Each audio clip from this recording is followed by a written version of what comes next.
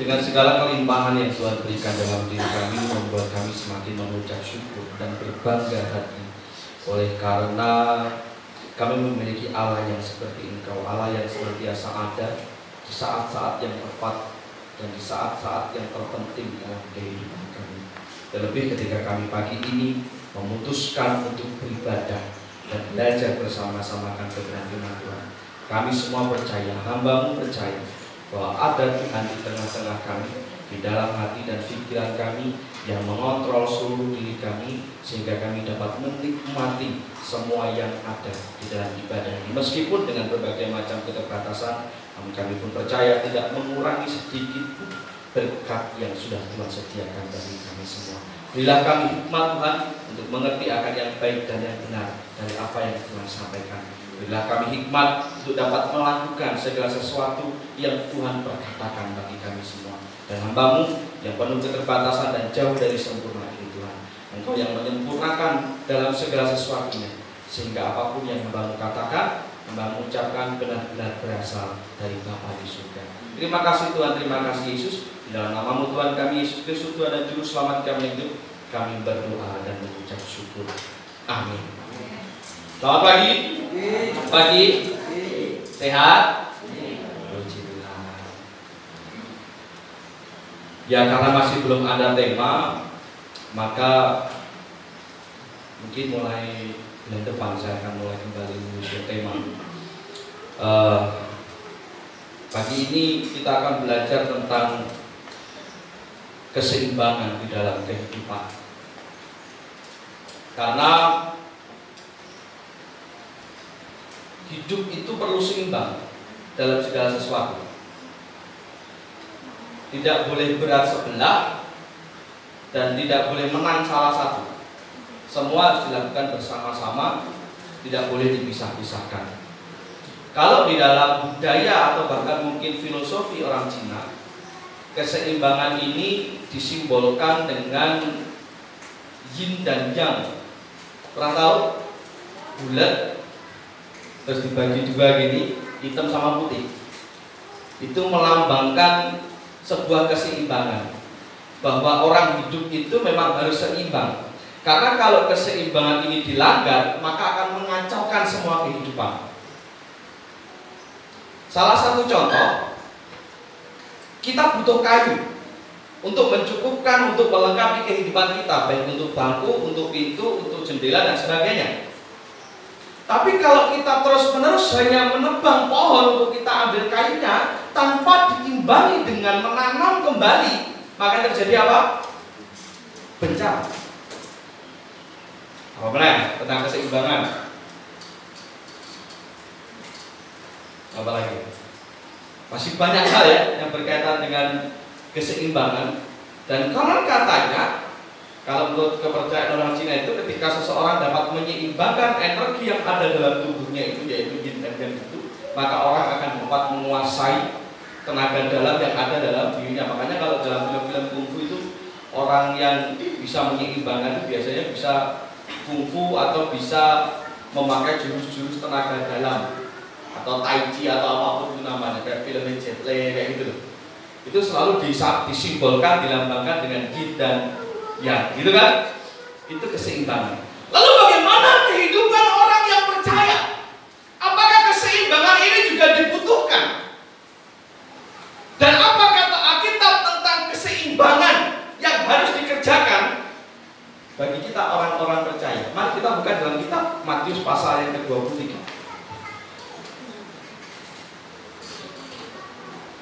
Matius pasal yang ke-23. Ayatnya 23.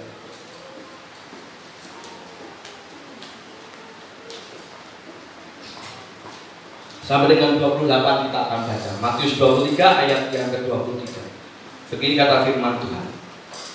Celakalah kamu, hai ahli-ahli Taurat dan orang-orang Farisi, hai kamu orang-orang munafik, sebab persepuluhan dari selasih, adas manis dan jintan kamu bayar, tetapi yang terpenting dalam hukum Taurat kamu abaikan, yaitu keadilan dan belas kasihan dan kesetiaan. Dan Yesus menegaskan di sana, yang satu harus dilakukan dan yang lain jangan diabaikan. kamu pemimpin-pemimpin buta, nyamuk kamu tepiskan dari dalam minumanmu, tetapi unta yang di dalamnya kamu telan. Celakalah kamu, hai ahli-ahli Taurat dan orang-orang Farisi, hai kamu orang-orang munafik, sebab cawan dan pinggan kamu bersihkan sebelah luarnya, tetapi sebelah dalamnya penuh rampasan dan kerakusan. Hai orang-orang Farisi yang buta, bersihkanlah dahulu sebelum sebelah dalam cawan itu, maka sebelah luarnya juga akan bersih. Celakalah kamu, hai ahli-ahli Taurat dan orang-orang Farisi, hai kamu orang-orang munafik, sebab kamu sama seperti kuburan yang dilapur putih, yang sebelah luarnya memang bersih tampaknya, tetapi yang sebelah dalamnya penuh tulang belulang dan berbagai jenis kotoran. Demikian jugalah kamu, di sebelah luar kamu tampaknya benar di mata orang, tetapi di sebelah dalam kamu penuh kemunafikan dan kedurjanaan. Apa maksud dari semua ini? Saya seringkali mengutip apa yang Tuhan Yesus sampaikan dalam ayat yang ke-23, kalimat yang terakhir. Yesus dengan tegas katakan, yang satu harus dilakukan dan yang lain jangan diabaikan. Inilah bentuk sebuah keseimbangan di dalam kehidupan, khususnya orang yang percaya, di mana kebenaran memang harus dilakukan, tetapi jangan mengabaikan hal-hal yang berkaitan dengan kasih, dengan keadilan. Nah, secara lebih lengkap apa maksud dari semua itu? Bagaimana kehidupan orang percaya yang seimbang menurut Alkitab, menurut firman Tuhan? Yang pertama, keseimbangan di dalam hidup itu berarti bahwa hidup itu harus mendahulukan hal-hal yang paling prioritas. Dalam kehidupan itu harus mendahulukan hal yang paling prioritas. Artinya, dari berbagai macam pilihan yang baik, maka kita harus mengambil sesuatu yang terbaik. Bukan berarti keputusan yang lainnya jelek, tetapi semua itu baik. Tetapi dari semua yang baik itu pasti ada yang lebih baik. Memang dibutuhkan hikmat di sana. Di sana Yesus menyinggung tentang sebuah hukum membayar perpuluhan. Menegur orang-orang Farisi dan ahli Taurat, engkau memberikan perpuluhan. Tetapi hal yang terpenting dalam hukum Taurat yaitu mengasihi dan berkeadilan, engkau lupakan. Yesus tidak sedang meniadakan hukum perpuluhan itu, tetapi itu baik dilakukan dan akan menjadi lebih baik jika semua itu didasarkan oleh kasih.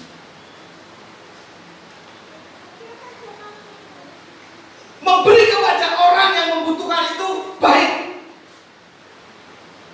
Tetapi apa yang akan terjadi seandainya kita memberi untuk orang lain sedangkan anak dan istri kita kelaparan? Ada hal yang lebih prioritas.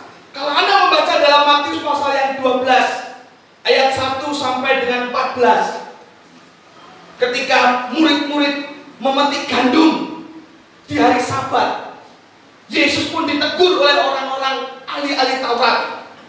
Engkau melanggar Sabat, murid-muridmu melanggar aturan, tidak menguduskan Sabat.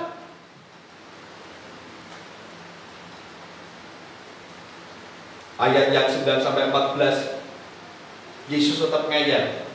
Dia berbicara, berkhotbah di hadapan orang sambil menyembuhkan banyak orang yang sakit.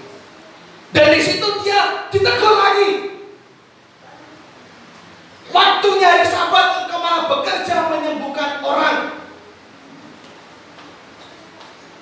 Apa yang Yesus lakukan di sana? Dia mencelingkan mata orang-orang ahli-ahli Taurat dan orang-orang Farisi, bahwa kesemuanya itu harus didasarkan dengan kasih. Beribadah Sabat itu baik dan perlu, bahkan wajib.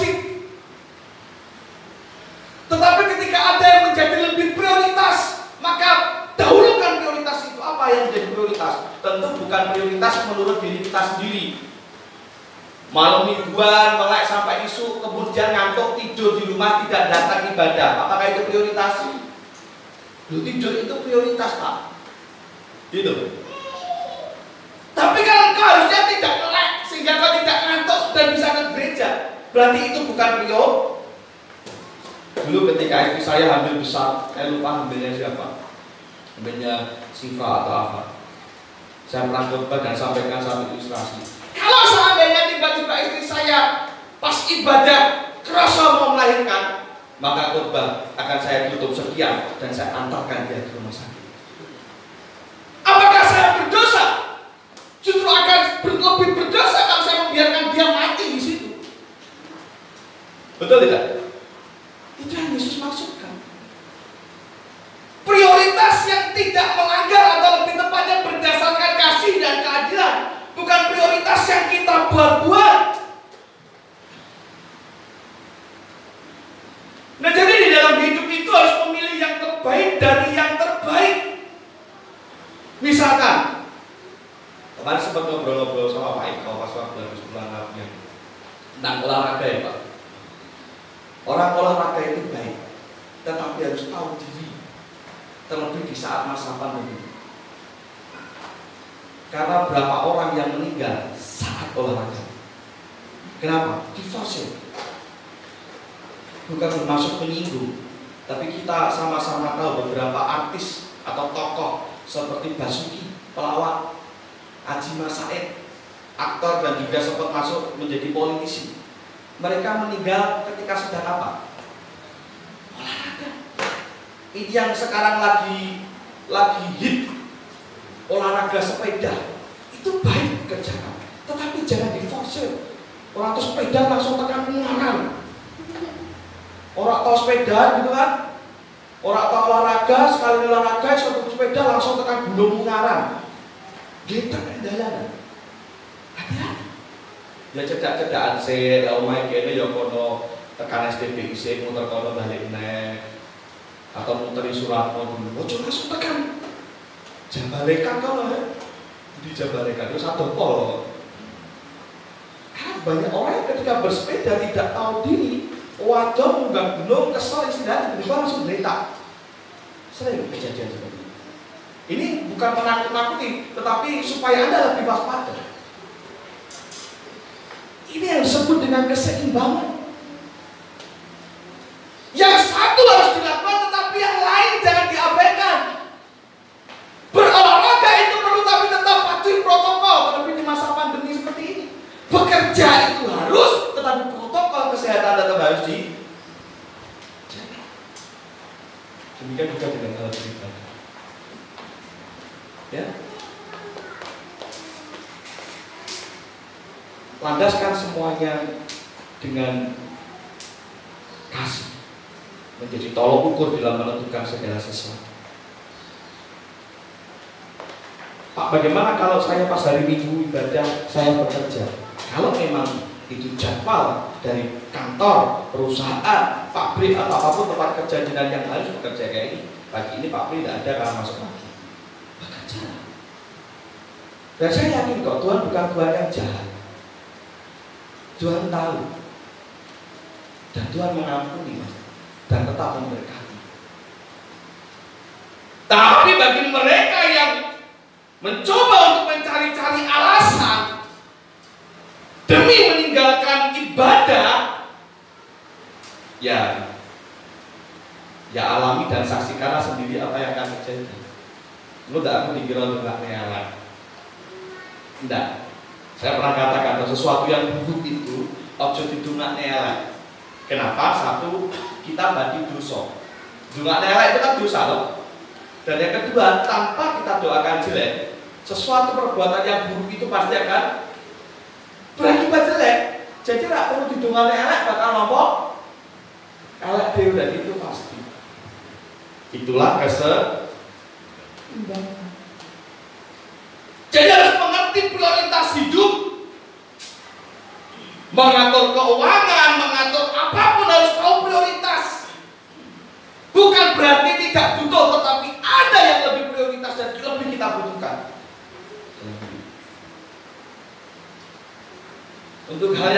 saya sedang bergumul, sedang berdoa untuk bisa ganti HP.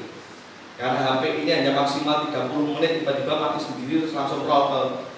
Jadi seringkali setiap kali saya edit itu mesti harus nempel gitu. Anak-anak yang suka ngotak-ngatik di HP mesti kan. Di settingnya memang nggak ada, ya memang begitu. 33 menit mesti mati roll video baru. Dan berarti ada kalimat atau khotbah yang putus di situ, kudu ngepas gitu. Karena kebutuhan, saya merasa butuh untuk upgrade HP. Tapi kembali lagi saya berpikir, apa yang lebih prioritas? Gitu loh. Ngeyel tuku HP, anakku bojoku ra iso ngambil. Tuhan tentu tidak berkenan. Itu yang pertama. Lalu yang kedua, apa maksudnya keseimbangan di dalam kehidupan? Kalau kita melihat di dalam ayat yang ke-24 sampai 26, di mana di situ Yesus menegur orang-orang Farisi dengan mengumpamakan sebuah cawan atau pinggan atau gelas untuk minum, supaya jangan gelas itu hanya dibersihkan luarnya saja, tetapi dalamnya tidak diasai, tidak dicuci. Maka itu akan siap tetap kotor. Tetapi cucilah dulu dalamnya sehingga luarnya pun akan ikut tercuci. Apa maksud dari perumpamaan itu? Keseimbangan hidup berarti sebelum kita mengubah orang lain, atau sebelum kita mengubah sekitar kita, atau sebelum kita mengubah dunia, maka yang terlebih dahulu kita utamakan adalah mengubah diri sendiri. Bercermin dan memperbaiki diri sendiri jauh lebih utama daripada sekedar mengurusi kekurangan orang lain.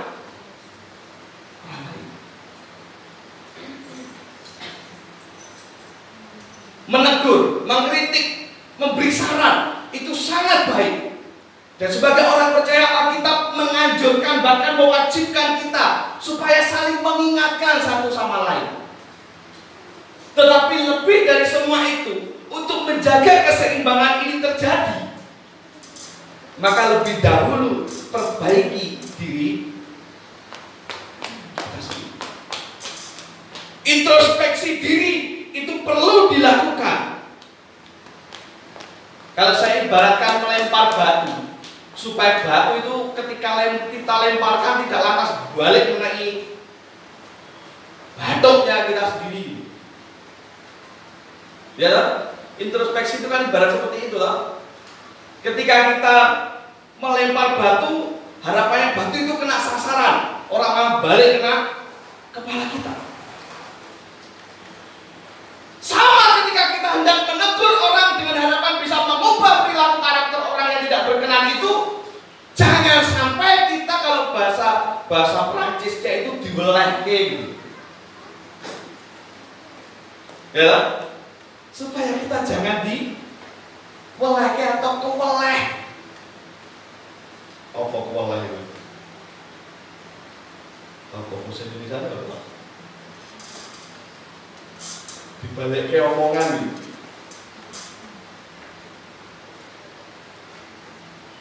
Ya. Duh, lele mbok jodolan bae, coba bengi-bengi. Kalau bapak dhewe nongkrong lek jagongan, kalau nongkrong di pos kapling balik sampai isu kok. Ya. Itu namanya dibeleh. Keseimbangan berarti menjaga diri sendiri, mengubah diri sendiri lebih dulu sebelum mengubah, mengkritik, menegur orang lain. Sebab banyak orang yang hanya suka mengkritik sana sini, tetapi lupa bahwa ada masa lalu dan bahkan masa kini yang belum ia bersihkan dengan tuntas. Ini bahaya, akan menjadi bumerang untuk diri sendiri.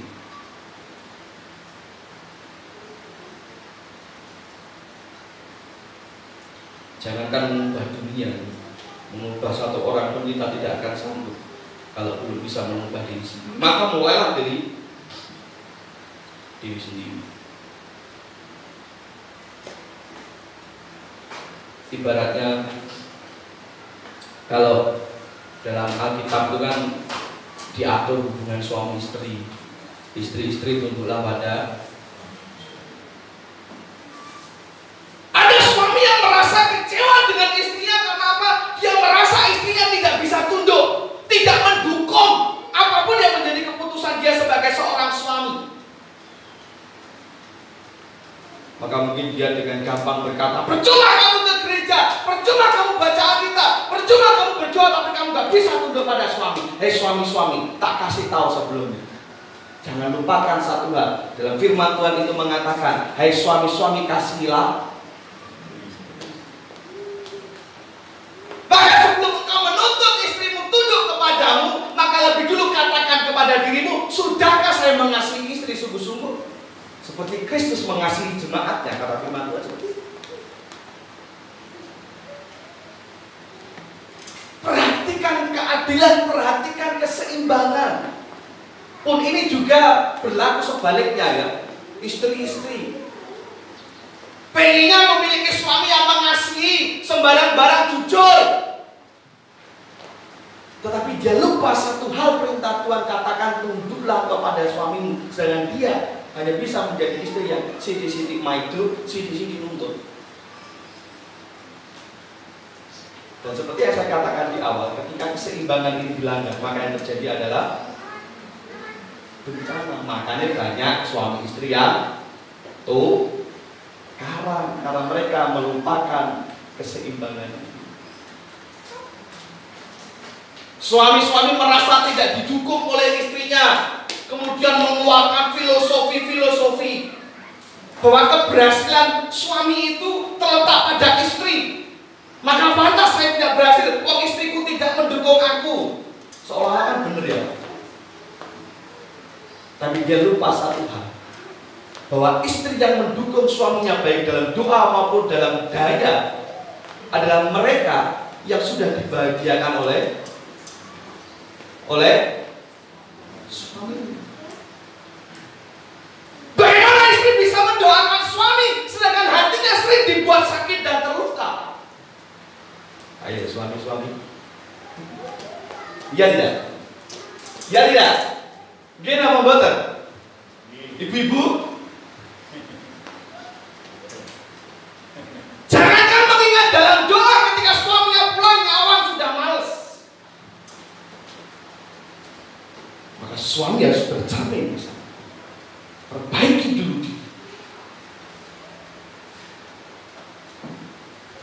Gojol ujung-ujungnya biasanya sok dipleset nih. Diplesetnya gimana?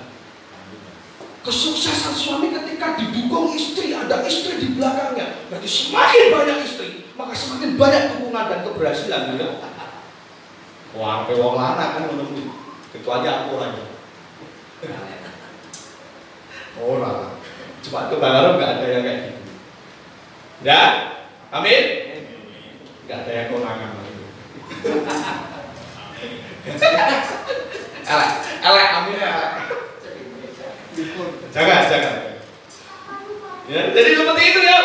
Ubahlah dirimu sendiri lebih dulu. Istri-istri juga layani istrimu, layani suamimu sebaik-baiknya dulu. Baru kamu mengharapkan kasih dari suami. Kalau suami ini balik kerja, wajib kumut-kumut, urung ngadus, dawul-dawul, kayak dua, kayak tinggal-tinggal dua-dua ini ya. Pokok, rengus pokoknya lah. Nah, kalau suami pulang kerja, lah istriku jelas gak mengalami, wah kurang kerja ini. Suami pulang kerja, sebelum pulang kerja gitu, dandan rapi, ya minimal sudah mandi, sisiran, kunciran, apalah terserah. Gitu ya. Dia tuh alasannya macam-macam. Malah kita bertanya kalian. Bapak saya dulu pulang kerja selalu jam 5. Bapak akan marah, bapakku akan marah ketika bapak pulang kerja, khususnya anak-anaknya belum mandi. marah ya. Maka 4:30 gitu, tapi nggak nganggo kentongan Pak, golongan enggak Pak. Sudah nggak musim, seperti itu nggak musim. Anak-anak sadar diri, nggak pakai kentongan. Paling ibuku cuma bawa sapu, balik atas, itu paling gitu tau. Tapi nggak pakai kentongan. Punya kodenya masing-masing. Itu juga demikian, ibu saya juga menerapkan itu. Jadi sudah tampil rapi dulu sebelum bapak saya pulang kerja. Gitu.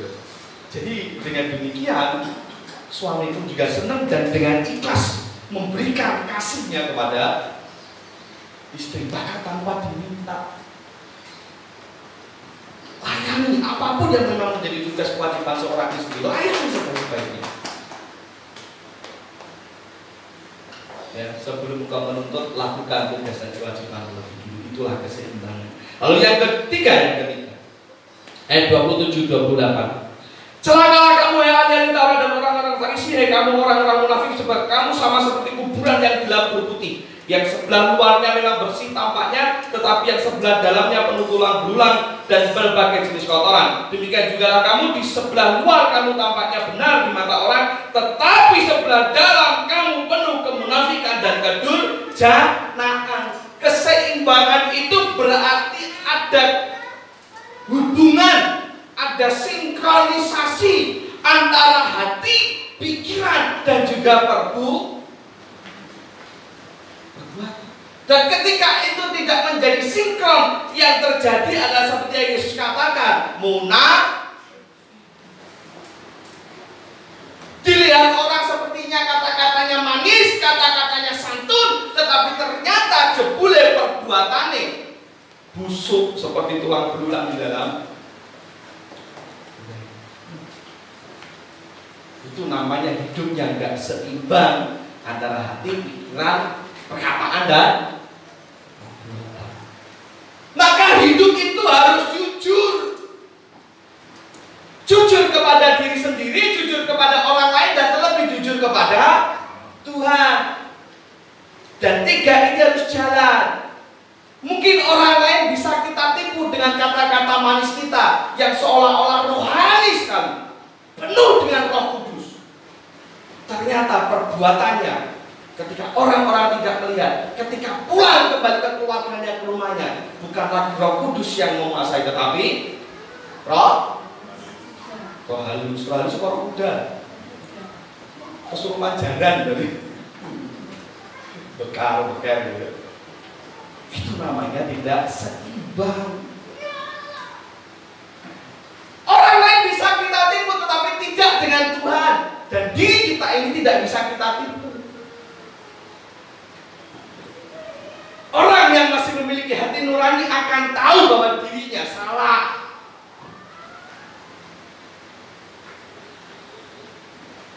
Jadi jujurlah di dalam diri sendiri. Karena sama seperti poin yang sebelumnya, kalau tidak berhati-hati ini akan menjadi bumerang dalam mendidik keluarga, dalam lingkungan bermasyarakat.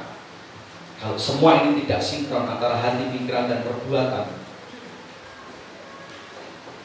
itu akan menjadi bumerang buat diri kita sendiri. Jangan menjadi munafik dengan perkataan yang nampaknya rohani sekali, yang santun sekali, tetapi sementara itu di balik semua perkataan yang manis itu masih ada dosa yang kita tutup-tutupi. Dan celakanya lagi, masih banyak di antara kita yang belum move on, belum bertobat dari dosa-dosa itu. Itu bahaya sekali. Sebab percayalah, kemunafikan itu tidak akan menjadikan hidup kita diberkati dan memberkati. Tidak akan mendapatkan berkat dan tidak akan menjadi berkat bagi siapapun.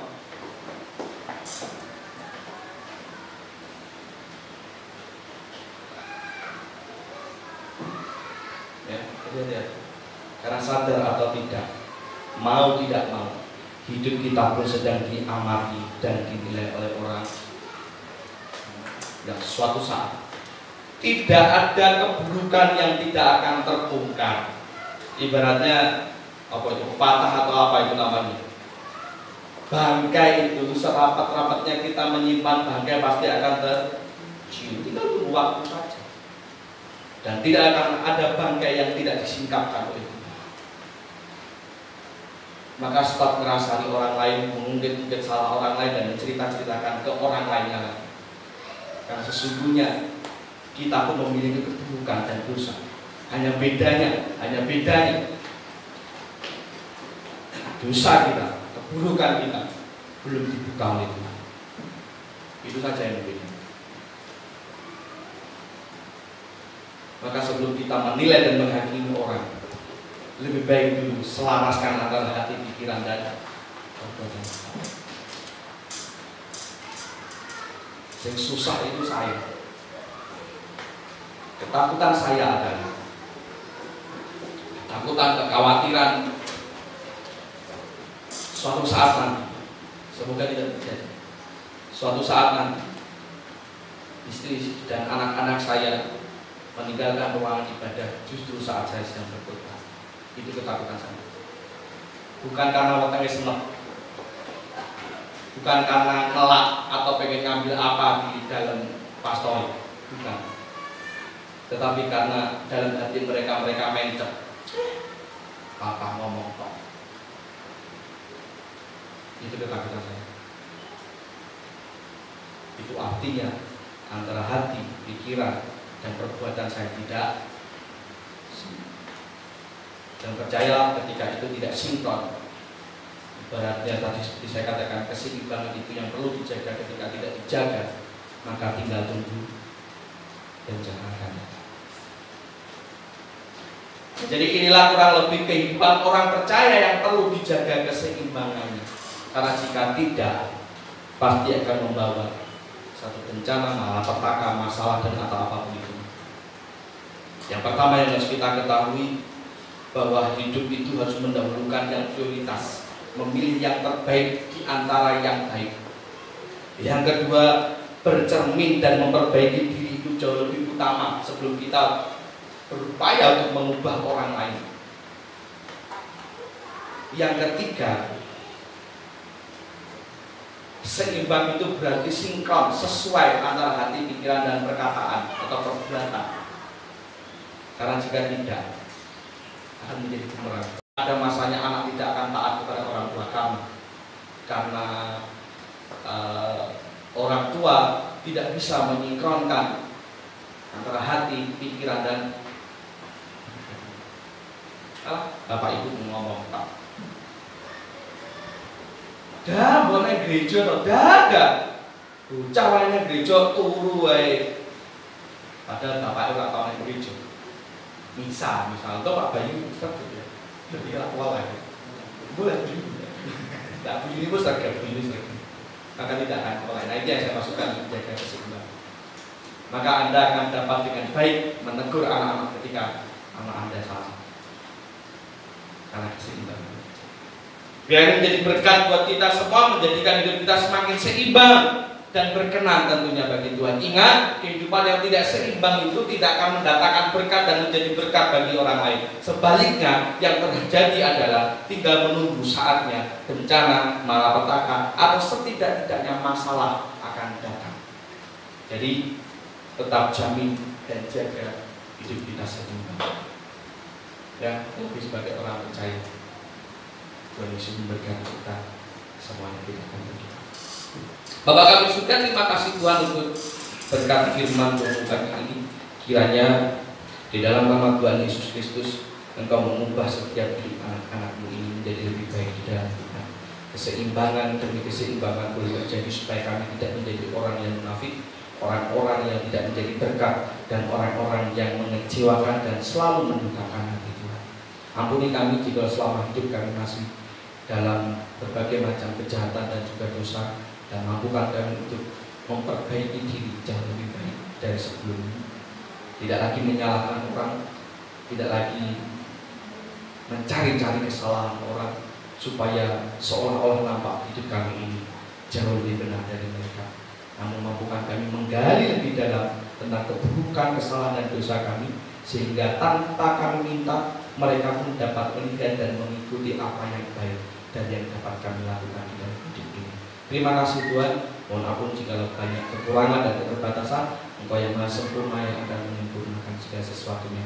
Dan dalam nama Tuhan Yesus Kristus, Tuhan dan Juru Selamat kami, hidup kami berdoa dan mengucap syukur. Amin.